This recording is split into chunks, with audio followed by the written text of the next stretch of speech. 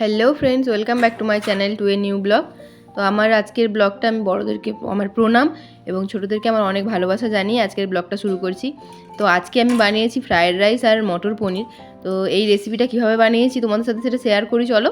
আর তোমাদেরকে আমি আমার অভিজ্ঞতাটা শেয়ার করি, মানে আমি ফার্স্ট টাইম যখন ফ্রায়েড রাইস বানিয়েছিলাম তখন আমি কীভাবে বানিয়েছিলাম। তো দেখো, এগুলো বানানোর জন্য না আমি ওই মটর পনিরটা আগে বানাবো, তো সেই জন্যই আমি এখানে আদা পেঁয়াজ রসুন কুচিয়ে নিয়েছি এবং এখানে টমেটোটাও আমি কুচো করে রেখে দিয়েছি। তারপর এদিকে দেখো, পনিরটাকে আমি গরম জলে ভিজিয়ে দিয়েছি, আর এদিকে আমি ফ্রোজেন মটর নিয়েছি, ফ্রোজেন মটরটাকে ওখানে একটু গরম জলে ভিজিয়ে রেখেছি। আর দেখো, এদিকে আমি বিনস আর গাজরগুলোকে কেটে রেখেছি। আর আমি এই সমস্তগুলোর সাথে না কাজু আর একটু শুকনো লঙ্কা দিয়ে ওগুলোকে ভেজে তারপর পেস্ট করব। তো সেই কারণে আমি এই যে কাজুগুলোকে একটু ছোটো ছোটো কুচিয়ে নিয়েছি যাতে ওগুলো ভালো করে বাটা যায় আর কি। তো তারপর আমি এদিকে একটা কড়াই নিয়ে নিয়েছি। তো জানো তো কি হয়েছে, এই কড়াইটা না মানে ভীষণই কালো হয়ে যায়। তো অনেকবার আমি কালকে অনেক হ্যাক্স দেখে দেখে অনেকভাবে পরিষ্কার করেছি, কিন্তু পারিনি মানে হয়নি। আমি অনেকবারই চেষ্টা করেছি। তো আগের বারেও একবার ওই কোল্ড ড্রিঙ্কস, তারপর বেকিং সোডা, নুন এইসব দিয়ে করেছিলাম, তখনও পারিনি। আর এইবারটাতেও কালকেও যেটা করেছিলাম, নতুন একটা দেখলাম কি বেকিং পাউডার দিয়েছে। আগেরটাতে যেমন বেকিং সোডা দিয়েছিলাম, তো এটাতে দেখলাম যে বেকিং পাউডার দিয়েছে, আর ওই ডিশওয়াশার দিয়েছে, নুন দিয়েছে, আর লাস্টে হোয়াইট ভিনিগার দিয়েছে।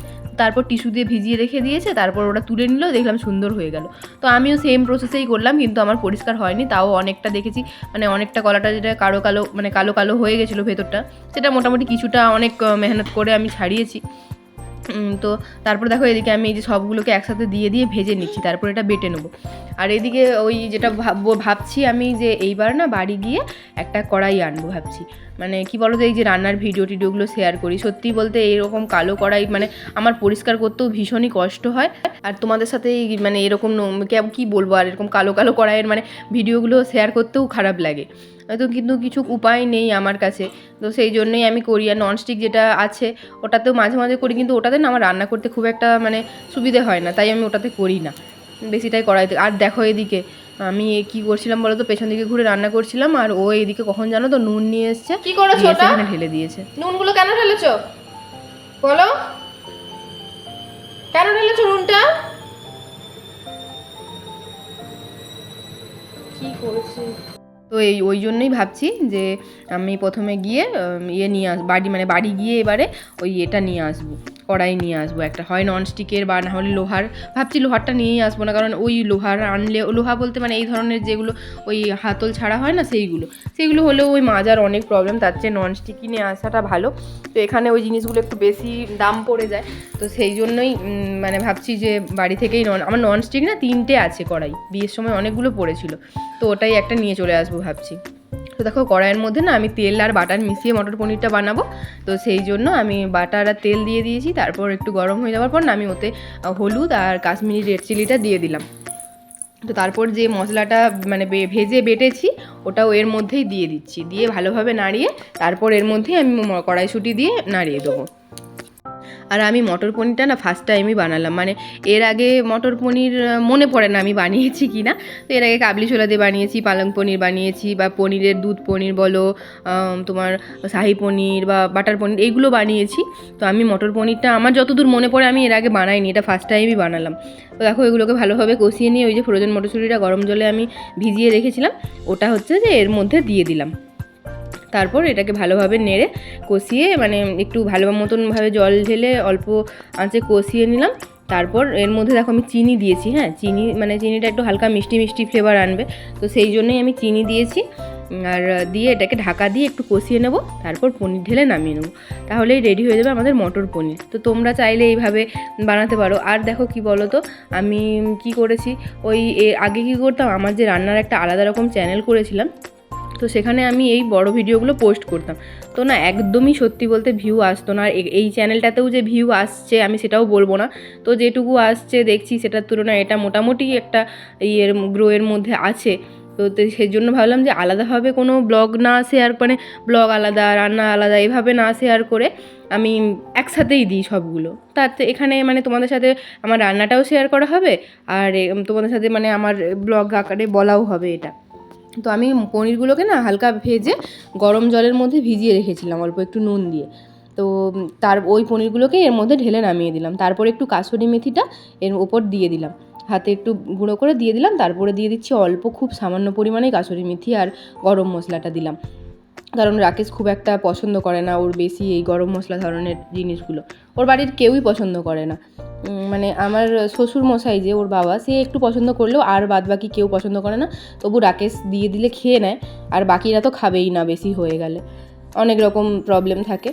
তো সেই কারণে শ্বশুর বাড়িতে রান্না করতে গেলে অনেক মানে ইয়ে করেই রান্না করতে হয়, কে কোনটা খাবে না খাবে।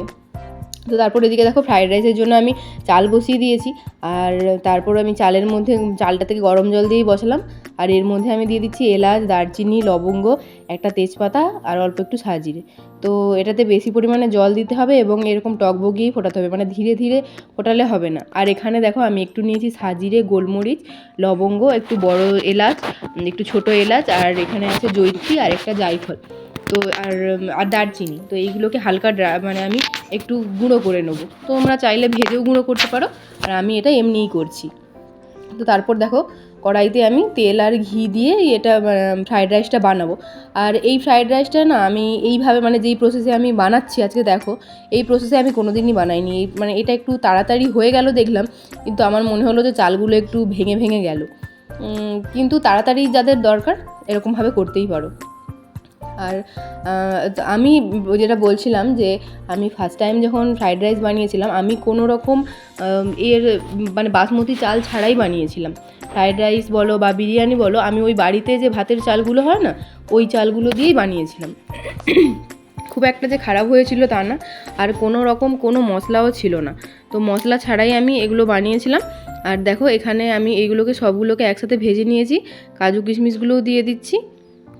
তারপর ওগুলো ভাজা হয়ে যাওয়ার পর আমি এখানে দিয়ে দিচ্ছি মটরশুঁটি। তো আমি এখানে ফ্রোজেন মটরশুঁটি ব্যবহার করছি।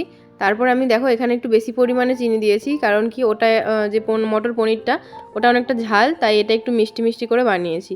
তারপর দেখো যে বাসমতি চালের ভাতটা আমি বানিয়ে রেখেছিলাম, ওইটা এর মধ্যে অ্যাড করে দিয়েছি। তো এখানে আমার কি হয়েছে, এটা এর মধ্যে অ্যাড করে বারবার যে নেড়ে নেড়ে মিশিয়েছি, তো সেই জন্য ভাতগুলো অনেক ভেঙে গেছে। আর এখানে ওই যে মশলাটা করে রেখেছিলাম, মশলাটা দিলাম। তারপরে দিয়ে দিচ্ছি গোলাপ জল আর কেওড়া জল। তো দেখো আমি না যখন ভাতের ফ্যানটা গালাই, এখানে কি হয়েছিল, ভাতের এটা পড়ে গেছিলো, তো অনেকটা ভাতই পড়ে গেছে। আর এখানে এই যে ফ্রাইড রাইস সমস্ত কিছু মশলা দিয়ে মিশিয়ে নেওয়ার পর এখানে ফ্রাইড রাইস রেডি হয়ে গেছে। আর এদিকে আছে এই যে মটর পনির। তো মোটামুটি বেশ ভালোই হয়েছিল খেতে, তোমরা এই প্রসেসে বানাতে পারো, আশা করি তোমাদেরও এটা ভালো হবে। তো ভিডিওতে কমেন্ট করে অবশ্যই জানিও আমার এই রেসিপিটা তোমাদের কেমন লাগলো দেখে, বাড়িতে তোমরাও ট্রাই করতে পারো।